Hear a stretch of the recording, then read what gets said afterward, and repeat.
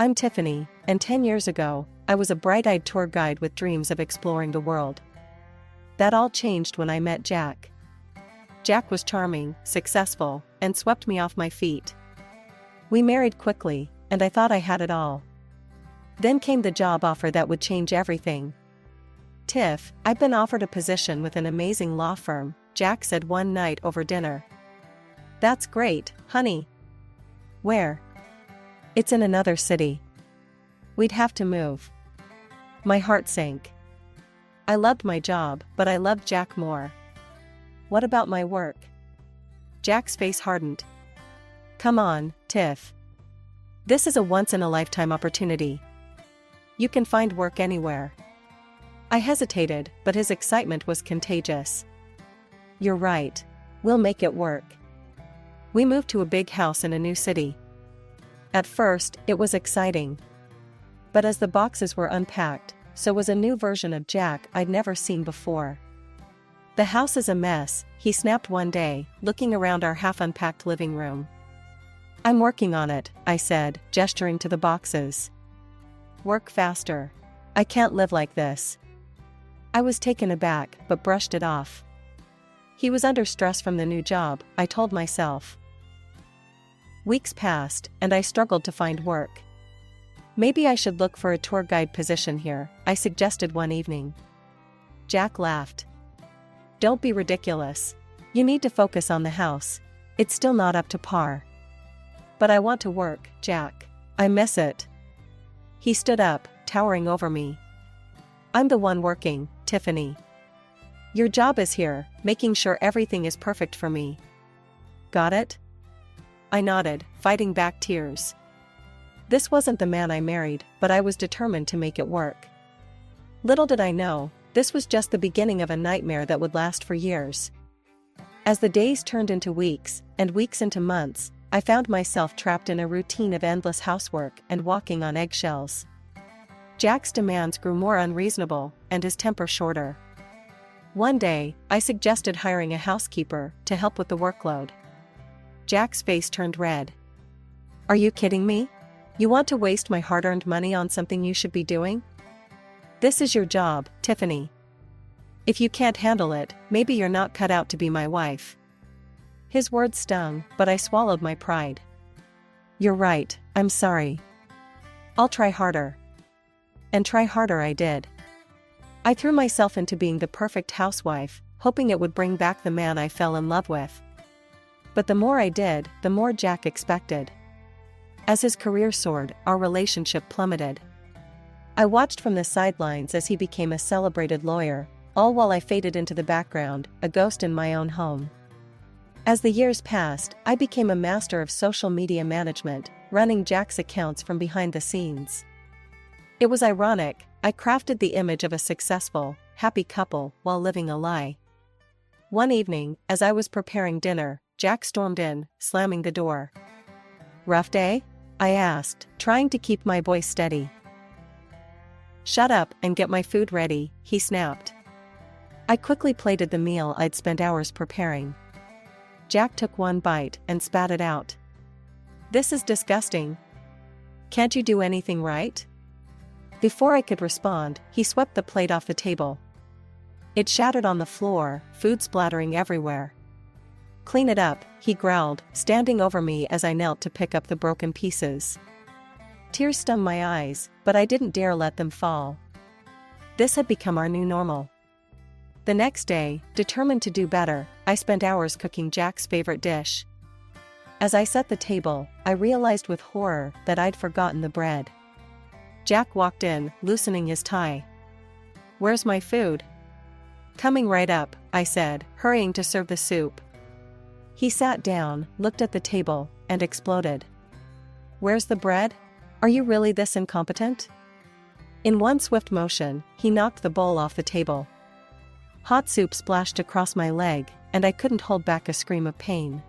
"God, you're so stupid," Jack muttered, leaving me alone with the mess and my burning skin. As I cleaned, sobbing quietly, a thought hit me like a thunderbolt. How did I let it get this bad? When did I become this shell of a person? The next morning, I woke up with a resolve I hadn't felt in years. I couldn't live like this anymore. Jack, I said as he was about to leave for work, I can't do this anymore. I want a divorce. He turned slowly, a cruel smile spreading across his face. A divorce?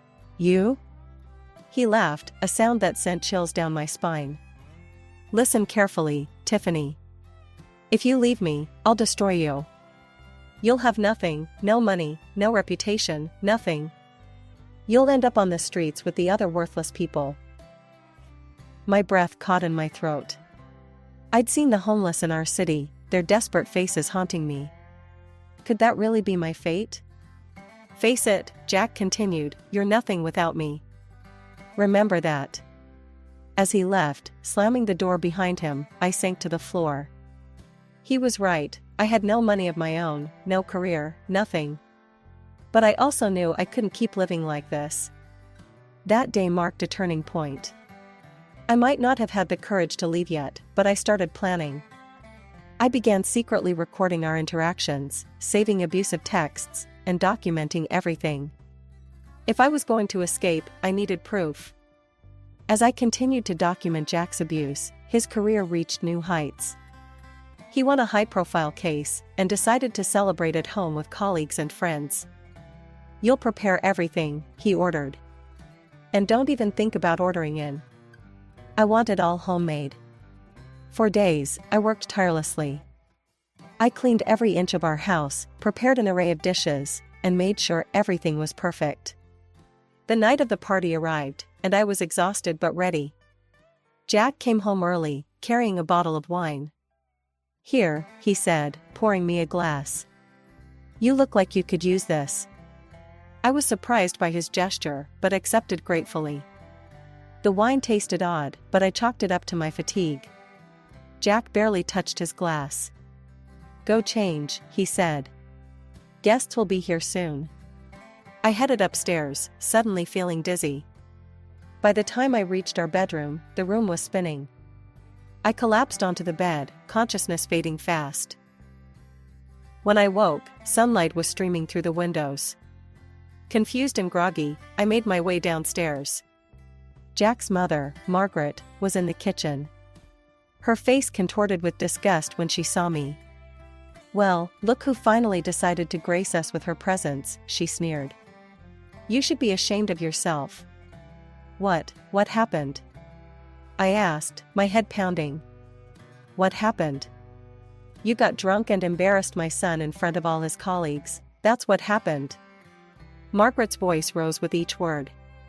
He had to call me to help entertain, because his wife was passed out drunk upstairs. I felt sick. No, that's not possible. I only had one glass of wine. Oh, save it, Margaret cut me off. I always knew you weren't good enough for my Jack.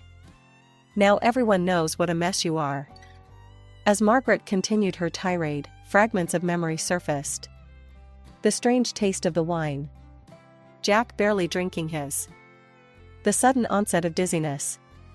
He drugged me, I whispered to myself, the realization hitting me like a truck. After Margaret left, I sat at the kitchen table, my mind racing. Jack was systematically destroying my reputation. If I tried to leave now, who would believe me? That day, I stepped up my efforts. I bought a new phone and hid it carefully. I started recording everything, Jack's drunken rants, his 3 a.m. cleaning demands, every insult and threat. One incident I recorded stood out painfully in my memory. It was my birthday, and I had hoped Jack might remember, might show a glimmer of the man I once loved. I'd prepared a special dinner, holding on to a foolish hope for a peaceful evening.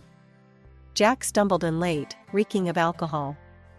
I hit record on my hidden phone as he entered the kitchen. What's all this? He slurred, eyeing the carefully set table. It's my birthday, Jack. I made dinner, I said softly. He laughed, a cruel, harsh sound. Your birthday? Who cares? Look at you, you fat cow. You don't deserve a celebration. I felt each word like a physical blow, but kept the camera rolling as he continued his tirade. And this? He gestured at the food. This is slop. You call yourself a wife? can't even cook a decent meal. He swept the plates off the table, food splattering across the floor I'd scrubbed meticulously earlier. I flinched but didn't move, letting the camera capture every moment of his drunken cruelty. Another night, the recording caught an even more bizarre incident. It was 3 a.m. when Jack shook me awake roughly. "Get up," he hissed, pulling me out of bed. "What's wrong?" I asked, disoriented and frightened. "I found dust. The house is filthy. Clean it. All of it. Now." For hours, I scrubbed every surface of our home, Jack following behind, inspecting my work with a critical eye. All the while, my phone recorded from its hidden spot, capturing his relentless demands and my exhausted compliance. These recordings became my secret weapons, concrete evidence of the abuse I endured. Each file was carefully saved and backed up, a digital archive of my suffering and, ultimately, my path to freedom. Meanwhile, I heard the whispers when we were out. Saw the looks of contempt from Jack's friends. But I kept smiling, playing the role of the perfect wife while secretly fighting for my freedom. Our wedding anniversary was approaching. Despite everything, a small part of me hoped things might improve. But I should have known better. The night of our anniversary, Jack came home in high spirits. "I booked us a table at the best restaurant in town," he announced. "Let's celebrate." I was wary, but agreed. Before we left, Jack handed me a glass of lemonade. "I made it myself," he said with a smile that didn't reach his eyes. Alarm bells rang in my head. I pretended to drink, but when Jack stepped out to make a call, I quickly poured it into a nearby plant. As we drove to the restaurant, I felt myself getting drowsy. I fought to stay awake, but my eyes were so heavy. The next thing I knew, I was being roughly pulled from the car. Through half-closed eyes, I saw Jack sneering down at me. "This is where you belong," he spat, throwing my purse far into the darkness. "With the other worthless people." I heard the car door slam, tires screeching as Jack sped away. My heart raced as I took in my surroundings. Trash littered the streets, and shadowy figures lurked in the darkness. The sound of distant gunshots made me flinch. I was alone, dressed up and wearing jewelry, in the most dangerous part of town. Jack's plan was clear. He hoped I'd fall victim to the criminals who called this area home. Panic threatened to overwhelm me, but I forced myself to think. I spotted a small convenience store, its flickering neon sign a beacon of hope in this desolate place. I ran towards it, my heels clacking on the cracked pavement. Bursting through the door, I startled the woman behind the counter. "Please," I gasped, "I need help. Can I use your phone?"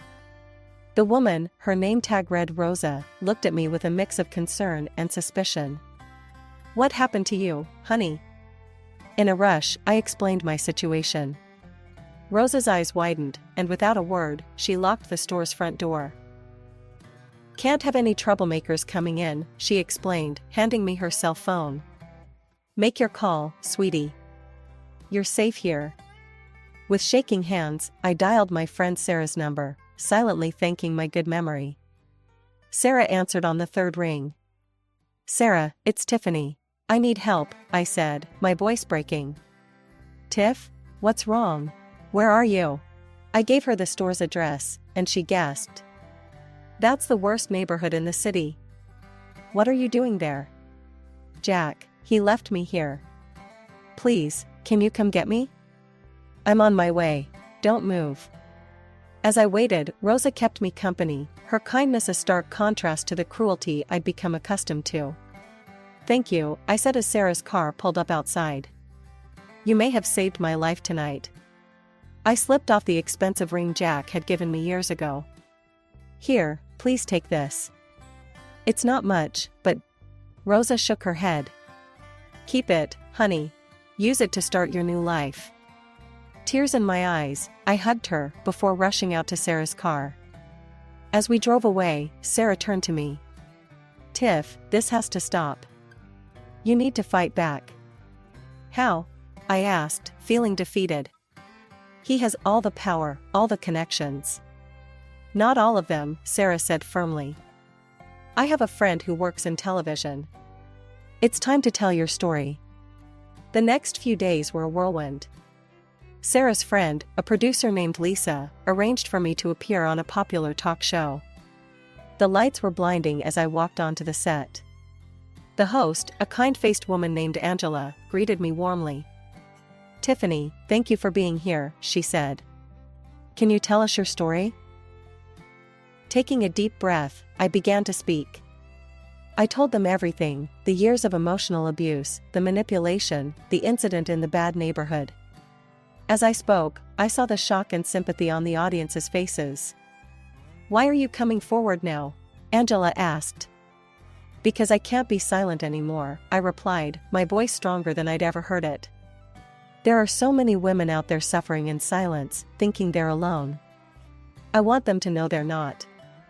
As the show ended, my phone exploded with notifications. My story had struck a chord, and people were rallying behind me. But amidst the supportive messages, one text made my blood run cold. It was from Jack. "You'll regret this, you lying scum. I'll destroy you." I showed the message to Sarah, my hands shaking. "Don't worry," she said, a determined glint in her eye. "He just made his biggest mistake. We've got him now." As we left the studio, I realized this was just the beginning. The real battle was about to start, and for the first time in years, I felt ready to fight. The days following my TV appearance were a blur of activity. My phone rang constantly with calls from journalists, lawyers, and women's rights advocates. Jack's threats continued, but each one only strengthened my resolve. One morning, I received a call from a number I didn't recognize.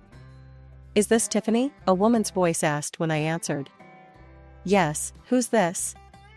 "My name is Amanda Reeves. I'm a lawyer, and I'd like to help you with your case."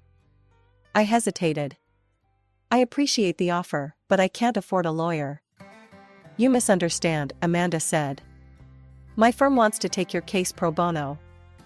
We've been looking for a way to take down Jack Peterson for years. Your story could be the key." It turned out that Jack had made many enemies over the years. Amanda's firm represented several clients who had lost cases to him, some under suspicious circumstances. They saw my case as an opportunity to not only help me, but to expose Jack's unethical practices. I met with Amanda and her team the next day. As I shared my evidence, the recordings, the text messages, everything, their eyes widened. "This is gold," Amanda said, reviewing the files. "With this, we can not only win your divorce case, but potentially get Jack disbarred." The divorce proceedings began, and Jack came out swinging. He painted a picture of me as an alcoholic, unfaithful wife who was trying to ruin his reputation out of spite. "Your Honor," Jack's lawyer argued, "Mrs. Peterson has a history of erratic behavior and substance abuse. These allegations are nothing more than the desperate actions of a woman trying to extort money from her hardworking husband." I watched as Jack's mother, Margaret, took the stand, tearfully recounting instances of my supposed drunken behavior, including the night of Jack's work party. "She was a disgrace," Margaret sobbed. "My poor son has suffered so much because of her." I felt sick listening to their lies, but Amanda squeezed my hand reassuringly. "Don't worry," she whispered. "We're just getting started." When it was our turn to present evidence, Amanda was ruthless. She played the recordings of Jack's abuse, showed the threatening text messages, and presented a timeline of his escalating behavior. "And now," Amanda said, "I'd like to call Sarah Thompson to the stand." Sarah recounted the night she picked me up from the dangerous neighborhood, her testimony corroborating my story. "Objection," Jack's lawyer shouted. "This is hearsay." "Overruled," the judge said. "Continue, Ms. Thompson." Next, Amanda called Rosa, the convenience store clerk, to testify. Rosa described my state when I entered her store that night, and how she had to lock the door for my safety. Jack's face grew redder with each testimony. I could see him seething, his carefully constructed facade crumbling. The final blow came when Amanda presented a toxicology report. "Your Honor, we had Mrs. Peterson's hair tested for long-term drug exposure. The results show traces of sedatives, consistent with her account of being drugged by Mr. Peterson. The courtroom erupted in murmurs. Jack leapt to his feet, shouting, "She's lying. You can't believe this." "Mr. Peterson, control yourself or I'll hold you in contempt," the judge warned. As the evidence mounted, I saw the change in people's faces. The doubt was replaced by shock and sympathy. Even some of Jack's friends in the gallery looked disgusted. The judge called a recess to review all the evidence. As we filed out of the courtroom, I caught Jack's eye. For the first time, I saw fear there. The courtroom was packed as we reconvened for the judge's decision. The tension was palpable, and I could feel Jack's glare burning into the back of my head. Judge Harris cleared his throat. "After careful consideration of all evidence presented, this court finds in favor of Mrs. Tiffany Peterson." A collective gasp filled the room. I sat there, stunned, as the judge continued. "Mr. Jack Peterson is hereby ordered to pay alimony, surrender 50% of all joint property, and provide financial compensation for emotional damages. Furthermore, Mr. Peterson will cover all legal costs associated with this case." Jack exploded. "This is outrageous. I'll appeal. You can't do this to me." "Mr. Peterson," the judge's voice boomed, "I suggest you control yourself. Given the evidence presented, you should consider yourself lucky that criminal charges haven't been filed." As Jack was forcibly calmed by his lawyer, the judge turned to me. "Mrs. Peterson, this court is imposing a restraining order against Mr. Peterson. He is not to approach you or contact you through any means. Do you understand?" I nodded, tears of relief streaming down my face. The next few weeks were a whirlwind. I moved out of the house I had once considered a prison, into a small but cozy apartment. For the first time in years, I felt like I could breathe. But Jack wasn't done. Despite the restraining order, he found ways to make his presence felt. Mutual acquaintances would relay his threats, and I'd occasionally spot his car driving by my new place. "We need to do something," Sarah said one evening as we were having coffee. "He's not going to stop." I nodded, an idea forming. "You're right. And I think I know how to end this once and for all." I still had access to Jack's social media accounts. He'd been too arrogant to change the passwords, probably assuming I wouldn't dare touch them. It was time to use that against him. Over the next few days, I meticulously documented our entire divorce process on his accounts. I shared court transcripts, audio clips, and my own story. The response was overwhelming. Jack's carefully crafted public image crumbled overnight.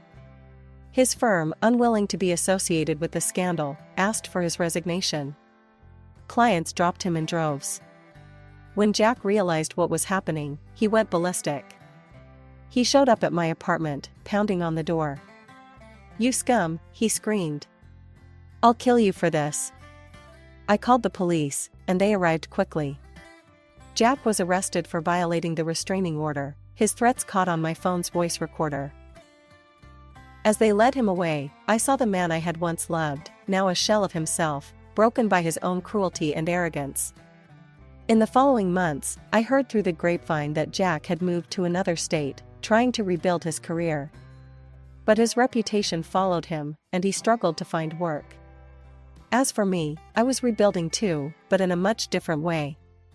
The publicity from the case led to an opportunity one never expected. A local charity that helped women escape abusive relationships reached out to me. "We'd like you to come work with us," the director said. "Your experience could help so many women." I accepted without hesitation.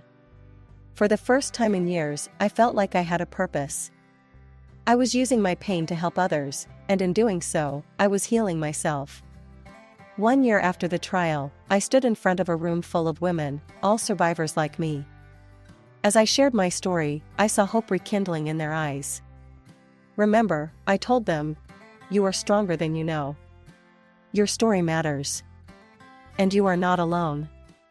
As I looked out at their faces, I realized that this moment, this purpose, was what I had been fighting for all along. Not just my freedom, but the chance to help others find theirs. As months passed, my work at the charity became more than just a job, it became my calling.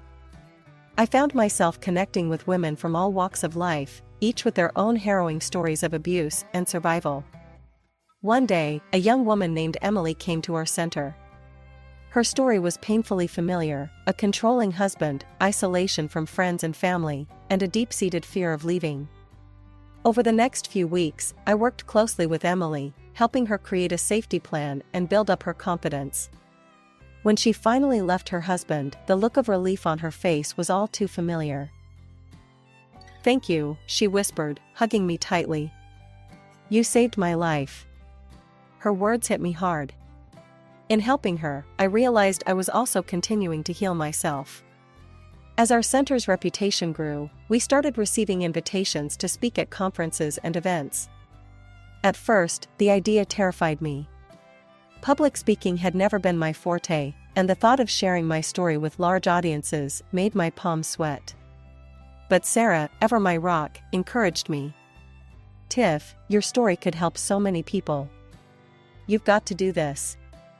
My first speaking engagement was at a local university. As I stood at the podium, looking out at the sea of faces, I felt a surge of strength I didn't know I possessed. "My name is Tiffany," I began, "and this is my story of survival." As I spoke, I saw the impact my words were having. Students leaned forward in their seats, some wiping away tears, others nodding in understanding or clenching their fists in anger at what I'd endured. After the talk, a line of people formed to speak with me. Many shared their own experiences or those of loved ones. Others simply wanted to offer support. That night, as I lay in bed reflecting on the day, I felt a profound sense of purpose. My past, painful as it was, had become a tool for change. The speaking engagements continued, taking me across the country. I spoke at universities, women's shelters, and even a TEDx event. Each time, I drew strength from the audience, from the knowledge that my words might be the lifeline someone needed. During this time, I also started writing a book about my experiences. It was a grueling process, forcing me to relive some of my darkest moments. But it was also cathartic, allowing me to process my trauma in a new way. The day my book was published was surreal. Seeing my name on the cover, my story laid bare for the world to read, filled me with a mix of terror and pride. To my amazement, the book resonated with people. It climbed the bestseller lists, and I soon found myself doing interviews on national television. During one such interview, the host asked me a question that made me pause. "Tiffany, after everything you've been through, do you have any regrets?" I thought for a moment before answering. "I regret the years I lost to fear and abuse. But I don't regret my journey. Every step, every struggle, led me to where I am now, able to help others find their strength. So no, I wouldn't change a thing." As I continued my work, I realized that my story was far from over. Each day brought new challenges, new opportunities to grow and to help others.